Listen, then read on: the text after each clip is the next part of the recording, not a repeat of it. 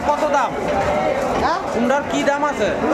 কাতলা সবসময় 500 টাকা 600 টাকা করে জাতা মাছ একদা কেনকো আর বস 400 টাকা করে ইলিশ আছে 1000 টাকা 1200 টাকা ভাবটা আছে 400 টাকা একদা চিতা মাছ আছে 700 টাকা মানে